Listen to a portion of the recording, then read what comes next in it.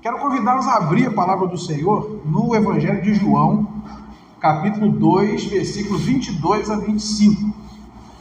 Quando, pois, Jesus ressuscitou dentre os mortos, lembraram-se os seus discípulos de que ele dissera isto, e creram na Escritura e na palavra de Jesus. Estando ele em Jerusalém, durante a festa da Páscoa, muitos, vendo os sinais que ele fazia, creram no seu nome. Mas o próprio Jesus não se confiava a eles, porque os conhecia a todos. E não precisava de que alguém lhe desse testemunho a respeito do homem, porque ele mesmo sabia o que era a natureza humana. Feche seus olhos, vamos orar mais uma vez? Senhor, como está escrito, a palavra dita ao seu tempo, quão boa é. E nós estamos diante da tua palavra, que é viva e eficaz. Ela é boa, excelente, ela é alimento para a nossa alma. E nós nos colocamos agora inteiramente diante de ti para que o Senhor nos fale tudo o que precisamos ouvir. Que a tua palavra venha nos limpar de forma sobrenatural, nos alimentando, fortalecendo, capacitando para a caminhada, ao mesmo tempo em que também nos prepare para uma vida de santidade, uma vida consagrada ao Senhor. Deus, nenhum de nós tem condição de entender os teus mistérios se não houver uma revelação sobrenatural. E nós pedimos ao teu Espírito, ó Deus, que leia conosco as Escrituras, explique para nós as Escrituras e fortaleça cada um de nós com o teu poder para vivermos as Escrituras no nosso dia a dia. Assim que o Senhor abençoe o teu povo que veio nessa noite para te adorar. Nós já cantamos, já oramos, já exercitamos a nossa comunhão, nós já estamos abençoados nesse lugar e agora nos expomos ao Senhor por meio da tua palavra. Que o Senhor faça o que for do teu agrado, é o que nós te pedimos em nome de Jesus. Amém e amém. Pode sentar, queridos. Devemos administrar bem os nossos relacionamentos. É sobre isso que eu quero conversar com vocês nessa noite. É uma falácia a gente dizer que devemos lidar com todas as pessoas do mesmo jeito. Porque não foi assim que nós aprendemos com Jesus. Nós vemos na história de Jesus, que é o nosso mestre e nosso exemplo, que ele se afastou de algumas pessoas, ele conviveu com outras pessoas com reservas, e ele teve um relacionamento profundo com outras pessoas. E por que é que Jesus fazia assim? Esse texto que nós lemos de João capítulo 2, no versículo 25, Jesus diz para nós que ele sabia o que era a natureza humana. Há algumas pessoas que não acreditam nisso, que existe uma natureza humana, e há várias teorias a respeito da natureza humana. Por exemplo, Jean-Jacques Rousseau, ele defende que o homem nasce bom, mas em contato com a sociedade que é má, ele se torna mau. Thomas Hobbes, ele defende que o homem nasce mal, capaz de fazer qualquer coisa para sobreviver, e a sociedade tem o papel de humanizá-lo. E tem a teoria de John Locke, que defende que quando o homem nasce, ele é uma página em branco, é a tábula rasa. Ele não é nem bom nem mal. São as experiências sociais que vão preenchendo essa folha em branco que é o ser humano. A Bíblia diz que nós, seres humanos, nascemos maus. Nós lemos, por exemplo, no Salmo 51, versículo 5, que eu nasci em pecado e em pecado me concebeu minha mãe. Nós lemos também em Provérbios 22:15 que a estultícia está ligada ao coração da criança e é a disciplina que retira. Ninguém precisou ensinar o filho a fazer coisa errada. Criança aprende a mentir sozinho, a fazer manha sozinho, a esconder as bagunças sozinho, a pegar as coisas e não dividir com ninguém. Isso a criança aprende sozinha. Nós, ao contrário, temos que ensiná-la a fazer o que é certo. Então, nós precisamos lidar com tudo isso, e a Bíblia diz que nós precisamos ter comunhão com as pessoas. Agora, nós vamos lidar com todas as pessoas do mesmo jeito? Vamos colocar todas as pessoas dentro da nossa casa? Nós vamos assinar um cheque em branco e colocar na mão de qualquer pessoa? É claro que não. Nem Jesus fez isso. E eu, com essa mensagem, quero alertar vocês, eu quero proteger vocês, quero proteger suas emoções, quero proteger sua família, quero proteger sua vida espiritual, quero proteger seu patrimônio, alertando a você, não lide com todas as pessoas do mesmo jeito. O bom convívio é com todos, mas não dá para ter o mesmo tipo de relacionamento com todas as pessoas. Nós precisamos administrar bem os nossos relacionamentos. Em primeiro lugar, há pessoas com as quais devemos nos relacionar à distância. João 4, de 1 a 3 diz: Quando, pois, o Senhor veio a saber que os fariseus tinham ouvido dizer que ele, Jesus, fazia e batizava mais discípulos que João, se bem que Jesus mesmo não batizava, e sim os seus discípulos, deixou a Judéia, retirando-se outra vez para a Galileia. Jesus se afastou de pessoas polêmicas, de religiosos polêmicos. Eles começaram a fazer uma certa contabilidade de discípulo entre João e Jesus. Quando Jesus viu isso, já se retirou. Lá em João capítulo 6, versículo 15, Jesus percebe que as pessoas estavam querendo usar ele para política, colocar ele como rei dos judeus para fazer uma rebelião contra Roma. Ele, sabendo que não era essa a sua missão, ele se retirou. E eu desafio você a pesquisar na sua Bíblia a quantidade de vezes em que está escrito: então Jesus se retirou. Jesus saía de perto. E eu vou trazer alguns exemplos para vocês de tipos de pessoas que a Bíblia diz que a gente tem que guardar distância. Primeiro, nós temos que guardar a distância de pessoas que gostam de confusão. A Bíblia chama de homem faccioso. Olha o que está escrito em Tito, capítulo 3, versículo de 9 a 11. Evita discussões insensatas, genealogias, contendas e debates sobre a lei, porque não têm utilidade e são fúteis. Evita o homem faccioso depois de admoestá-lo primeira e segunda vez, pois sabes que tal pessoa está pervertida e vive pecando e por si mesmo está condenada. Então, o primeiro tipo de pessoa que a gente tem que ficar longe são pessoas que vivem metidas em confusão. Pessoas facciosas são pessoas briguentas, pessoas que dividem, separam. Então, nós temos que ser inimigos dessas pessoas? Claro que não, vamos tratá-las bem, dá bom dia, boa tarde, se o carro dela enguiçar, a gente ajuda a empurrar, mas olha, não entra na canoa com essa pessoa. Não dá para andar junto com pessoas que vivem metidas em confusão. Eu digo, dentro e fora da igreja. Pessoas facciosas. Segundo tipo de pessoas que a Bíblia diz que nós devemos manter distância: pessoas sensualizadas. Olha o que está escrito em 1 Coríntios, capítulo 6, versículo 18. Fugir da impureza. Qualquer outro pecado que a pessoa cometer é fora do corpo, mas aquele que pratica a imoralidade peca contra o próprio corpo. Impureza aí é porneia, são impurezas sexuais. 2 Timóteo capítulo 2, versículo 22. Foge, outro sim, das paixões da mocidade. Segue a justiça, a fé, o amor e a paz com os que de coração puro invocam o Senhor. Então, queridos, onde houver fumaça de sensualidade, de impureza, a gente tem que, fugir. A Bíblia diz, resistir ao diabo e ele fugirá de vós. Então o diabo a gente resiste. Mas dos pecados da carne a gente não resiste não, a gente foge. Aquela pessoa que é sensualizada, que fala macio, que pisca o olho, que usa roupa curta, roupa decotada, que pega demais, que joga a conversinha no ar, se colar, colou. A gente tem que ficar longe. Porque andar perto não precisa ser profeta para dizer o que vai acontecer. Outro tipo de pessoa que a Bíblia diz que a gente tem que guardar a distância: crentes hipócritas. 1 Coríntios capítulo 5, versículo 11. Mas agora vos escrevo que não vos associeis com alguém que, dizendo-se irmão, for impuro, ou avarento, ou idólatra, ou maldizente, ou beberrão, ou roubador, com esse tal nem ainda comais. Camarada que você sabe que ele é crente, ele é da sua igreja, ou é de outra igreja, mas você sabe que ele bebe lá fora, você sabe que ele leva a namorada para motel, você sabe que ele passa a perna nos outros, dá cheque sem fundo.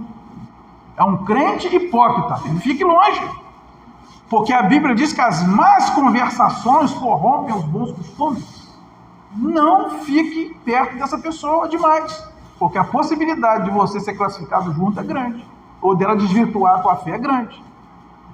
E eu digo para você, o falso crente é a pior pessoa para a gente conviver. E com Jesus foi assim também.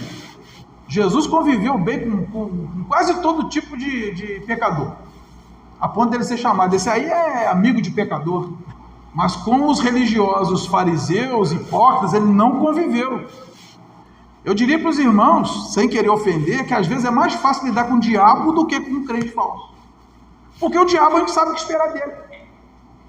Do crente falso a gente não sabe. Judas vai dizer que o crente falso é como rocha submersa. O navio não vê. Quando vê, bateu o casco, afunda. Também nós devemos guardar distância dos hereges, principalmente os líderes hereges. 2 João, capítulo 1, de 9 a 11, diz: todo aquele que ultrapassa a doutrina de Cristo e nela não permanece, não tem Deus. O que permanece na doutrina, esse tem, tanto o Pai como o Filho. Se alguém vem ter convosco e não traz essa doutrina, não o recebais em casa, nem lhe deis as boas-vindas. Porque aquele que lhe dá boas-vindas, faz-se cúmplice das suas obras más. Eu vejo muitas pessoas passando pano em heresias de líderes, principalmente os televisivos, sob o pretexto de que ele é uma bênção. Ah, pastor, mas ele prega tão bem. Ah, mas tanta gente assiste esse programa. Ah, mas a palavra de Deus... Na minha opinião, você receber um herege no portão da sua casa, ou ligar a televisão e ficar assistindo o herege, é a mesma coisa. Você está recebendo ele do mesmo jeito. E você está sendo cúmplice, você está patrocinando. A Bíblia diz, se tem heresia, se está pregando além do que é o Evangelho, você não deve receber na sua casa, não deve dar as boas-vindas, não deve aplaudir. Porque se fizer isso, está sendo cúmplice. Nós devemos ficar longe de pessoas facciosas, de pessoas sensualizadas, de crentes hipócritas, de líderes hereges, para que a gente possa ter comunhão com pessoas que realmente valem a pena. Em segundo lugar, há pessoas com as quais nós podemos nos relacionar, mas com reservas. Esse texto que nós lemos de João é um exemplo disso. Jesus se relacionou com algumas pessoas, mas com reservas. Olha o que está escrito aí em João, capítulo 2, versículo 24. Mas o próprio Jesus não se confiava a eles, porque os conhecia a todos. Jesus atendia as multidões, pregava para as multidões, orava pelas multidões, curava os enfermos, mas ele diz que não se confiava a elas, porque ele conhecia a todos. Então, há pessoas com quem nós podemos nos relacionar socialmente, eclesiasticamente, vizinhos, colegas de trabalho, colegas de escola. Mas daí você se confiar a essas pessoas e ter um relacionamento íntimo com elas é outra coisa. E eu poderia dar aqui 2 exemplos de pessoas com as quais nós podemos conviver, mas com reservas. Primeiro, pessoas que não professam a mesma fé que a gente. No Salmo número 1, no versículo 1, diz o quê? Feliz o homem que não anda no conselho dos ímpios, não se detém no caminho dos pecadores e não se assenta na roda dos escarnecedores. Então, beleza, eu convivo legal com uma pessoa que não é crente igual eu, mas eu vou seguir o conselho dele? Tenho condição de parar com ele em qualquer lugar? Claro que não, porque ele vai parar em lugares que não dá para mim. E eu também não posso me assentar na roda dos escarnecedores, porque tem pessoas que, além de não serem crentes, blasfemam da nossa fé. Ou será que eu posso ser amigo de alguém que blasfema contra Deus, contra Jesus, contra tudo? Vocês percebem que tem uma graduação aí, né? Ímpio, pecador e escarnecedor. Ímpio é um estado. Todo mundo que nos converteu a Cristo é um ímpio. Impio. Não foi ainda restaurado. Pecador é aquele que, além do estado de impiedade, ainda faz coisa errada. E o escarnecedor, além de ser não convertido, faz coisa errada e ainda zomba de Deus e da nossa fé. Então nós podemos conviver, e é a única maneira de a gente pregar se a gente conviver e tiver um bom convívio, inclusive, com as pessoas não crentes. Mas não dá para fazer tudo com eles, tem restrições. Quando chegamos em 2 Coríntios, capítulo 6, nós vemos mais restrições. 2 Coríntios, capítulo 6, versículos 14 a 16. Não vos ponhais em julgo desigual com os incrédulos, porque que sociedade pode haver entre a justiça e a injustiça? Que comunhão da luz com as trevas? Que harmonia entre Cristo e o maligno? Ou que união do crente com o incrédulo? Que ligação entre o santuário de Deus e os ídolos? Porque nós somos santuário de Deus vivente, como ele próprio disse: habitarei e andarei entre eles, serei o seu Deus e eles serão o meu povo. Alguém que não professa a minha fé, a fé no Deus vivo, pode ser alguém com quem eu possa ter um bom convívio, trabalhar junto, morar perto, assistir um jogo de futebol junto. Agora, eu posso fazer uma sociedade comercial? Eu posso casar? Porque aqui o texto diz que tem 5 coisas que é impossível de haver entre um crente e um não crente. Não pode haver sociedade, comunhão, harmonia, união e ligação. Você tira isso de um relacionamento, o que sobra? Tira isso de um casamento, do namoro, do noivado. Tira isso de uma sociedade comercial. Tira isso de uma amizade. Eu, por exemplo, já tive algumas tristezas na minha vida de não poder fazer casamento de pessoas que eu gosto muito, porque desde o começo eu fiz um pacto com Deus que eu não faço casamento misto. Eu não faço casamento de um crente com um não crente. Agora, eu faço casamento de 2 não crentes, já fiz várias vezes. Faço casamento de 2 crentes, mas não faço casamento de um crente com um não crente, para o bem dos 2. Porque são 2 criaturas completamente diferentes. A questão não é se vai dar problema, é quando vai dar problema. Então, queridos, nós podemos conviver com pessoas que não têm a mesma fé que nós, mas tem restrições. A Bíblia diz que tem restrições. Imagina você fazer uma sociedade empresarial com alguém que não tem a mesma fé que você. Você vai querer pagar os impostos certinho, o outro vai querer. Você não vai aceitar dar propina para o fiscal, o outro vai querer. Você vai querer vender tudo com nota, o outro vai querer vender uma parte sem nota para poder sobrar mais dinheiro. Vai dar certo isso? Não vai dar certo. Segundo tipo de pessoas que a gente tem que se relacionar com restrições são aquelas pessoas que convivem conosco devido ao nosso papel social. Jesus, ele era seguido por uma numerosa multidão. Nós vemos aqui em João capítulo 6, no versículo 2 diz: seguia-o numerosa multidão. Só que é o seguinte, eles não estavam seguindo Jesus por Jesus, pela pessoa de Jesus. Eles estavam seguindo Jesus por aquilo que Jesus podia oferecer. E aqui diz pelo menos 3 situações. Você vai ver aí no versículo 2 que eles estavam seguindo porque tinham visto os sinais que ele fazia na cura dos enfermos. Tem gente que segue Jesus só atrás dos milagres? Tem ou não tem? Curar pereba, abrir porta de emprego, arrumar um casamento depois de uma certa idade, engravidar. Depois, no versículo 15, que eu até já mencionei hoje: sabendo, pois, Jesus que estavam para vir com o intuito de arrebatá-lo para o proclamarem rei, retirou-se novamente sozinho para o monte. Interesse político. Os judeus viram em Jesus um cara, nosso candidato, é esse que nós vamos coroar aqui, que vai libertar os judeus de Roma. Tem gente que vem para a igreja com interesse político ou não?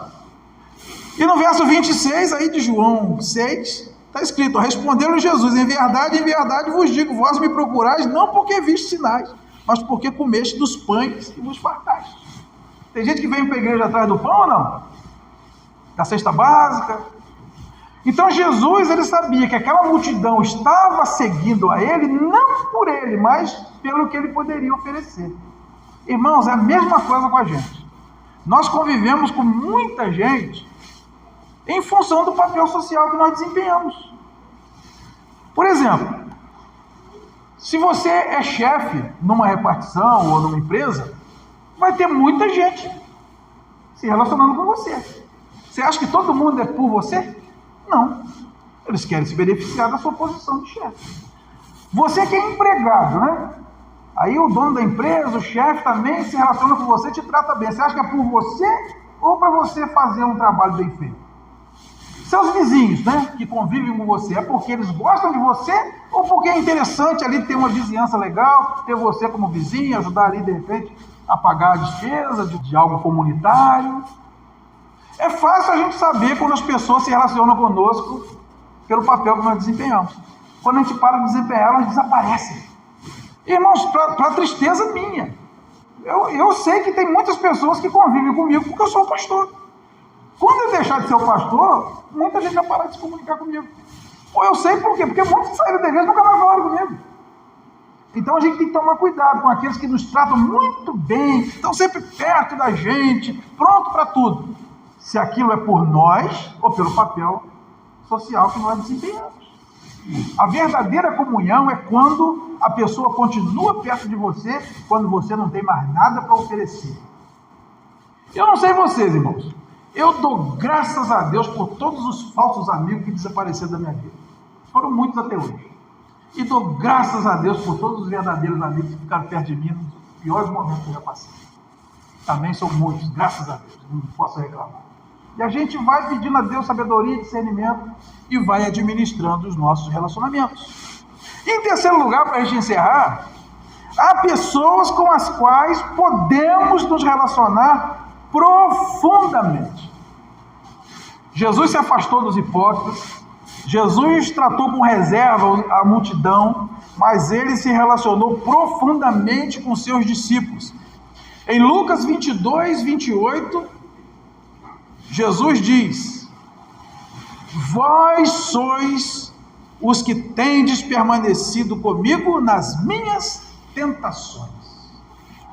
São com esses que nós precisamos ter relacionamentos profundos, pessoas que estão conosco das nossas tentações, das nossas tribulações, das nossas provações. Nós temos a igreja como a nossa família na fé. Isaías capítulo 61, versículo 9 diz que vocês vão ser chamados de a família bendita do Senhor. E é na igreja que nós podemos exercitar essa comunhão profunda. A Bíblia diz que na igreja nós conheceremos pessoas que serão mais chegadas do que irmãos. Provérbios 18, 24. Nós temos dois exemplos bíblicos que servem de inspiração. Primeiro, Davi e Jonatas. Jonatas era filho do rei Saul, era um príncipe, era rico. Davi era um fugitivo. No entanto, a Bíblia diz que Jonatas amou Davi de todo o seu coração. 1 Samuel capítulo 20, versículo 16 e 17 diz: assim fez Jonatas aliança com a casa de Davi, dizendo: vingue o Senhor os inimigos de Davi. Jonatas fez jurar a Davi de novo pelo amor que este lhe tinha, porque Jonatas o amava com todo o amor da sua alma. Em 2 Samuel 1, 26, está escrito assim: angustiado estou por ti, meu irmão Jonatas, tu eras amabilíssimo para comigo, excepcional era o teu amor, ultrapassando o amor de mulheres. Que amizade, né? Que amizade. E eu quero fechar com o segundo exemplo bíblico que é tremendo, que é o exemplo de Noemi e Ruth. Olha o que está escrito no livro de Ruth, capítulo 1, versículos 16 e 17. Disse, porém, Ruth: não me instes para que te deixe e me obrigue a não seguir-te, porque aonde quer que fores, irei eu, e onde quer que pousares, ali pousarei eu. O teu povo é o meu povo, o teu Deus é o meu Deus. Onde quer que morreres, morrerei eu, e aí serei sepultada. Faça-me o Senhor o que bem lhe aprouver, se outra coisa que não seja a morte me separar de ti. Aqui, gente, Noemi não exercia mais o papel social de sogra, o filho tinha morrido. Morreu o marido de Noemi, morreu o filho, morreu o outro filho, ficaram as 3 viúvas. Aí Noemi disse, vou voltar para minha terra. Aí Orfa disse, eu vou também. Noemi, não, fica, vocês estão novos aí nessa casa. Aí Orfa chorou, deu 3 beijinhos e voltou. Ruth não. Ruth disse, olha, nem insista, porque só a morte vai poder me separar de você.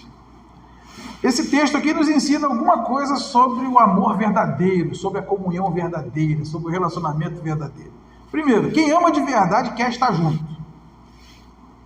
Aonde quer que fores, irei.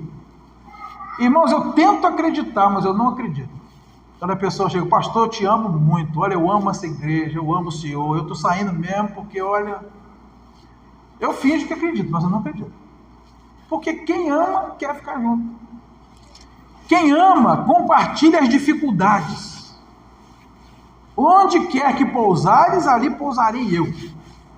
Como é que a pessoa gosta? Diz que ama, diz que é amigo de verdade, mas ao primeiro aperto vai embora. Quem ama de verdade fica junto onde for preciso. Você come pão, você dorme na cama de capim. Quem ama de verdade aceita as pessoas em torno do outro. O teu povo é o meu povo. Quando a gente casa com pacote. Quem ama de verdade aceita a fé do outro, no Deus vivo. O teu Deus é o meu Deus. E o principal, irmãos, quem ama fica junto até o final. Uma amizade verdadeira é para a vida toda. Assim como um casamento de verdade é para a vida toda. E a gente convive com algumas pessoas que a gente tem certeza que vai ser assim. Porque a gente olha para trás, já é uma caminhada de décadas. E a gente percebe que a coisa só está melhorando. Concluindo, queridos. O ser humano não é esse poço de bondade todo que a sociedade moderna tenta pintar, não. O ser humano ele não é uma vítima do sistema. A Bíblia diz que o ser humano é um pecador. Mas esses pecadores, eles são alvo da graça e da misericórdia de Deus. Deus quer agir nesses pecadores, como quis agir na minha vida e na sua. E um dia a gente não sabe por que Deus apareceu para nós e mudou a nossa vida. É por isso que nós não podemos descrer naquilo que Deus pode fazer na vida das pessoas. Mas nós não podemos ser inocentes. É por isso que a gente não deixa nossos filhos sozinhos com qualquer um. Ah, mas é um velhinho. Você acha que se o cara era estuprador, ele vai ficar velhinho e vai ficar bonzinho? Deixa ser uma criança perto de um velhinho estuprador para você ver o que vai acontecer. Os canalhas também envelhecem. Não é porque é velhinho que é bonzinho, não. É por isso que a gente tranca nossas casas. É por isso que a gente não é avalista e fiador de qualquer um. A gente sabe que a graça de Deus não atingiu a todos da mesma forma. A Bíblia diz que nós devemos proteger nosso coração. Lá em Provérbios 4, 23 diz, de tudo que se deve guardar, guarda o seu coração. A Bíblia diz também lá em Mateus 7, 6, não julgueis as vossas pérolas aos povos. Portanto, irmãos, seguindo o exemplo de Jesus, vamos amar as pessoas e vamos administrar nossos relacionamentos. Alguns a gente fica longe, alguns a gente lida com reservas e alguns a gente traz para perto. E assim nós poderemos ter comunhão com pessoas que vão caminhar conosco até o final. Vamos ficar de pé, queridos?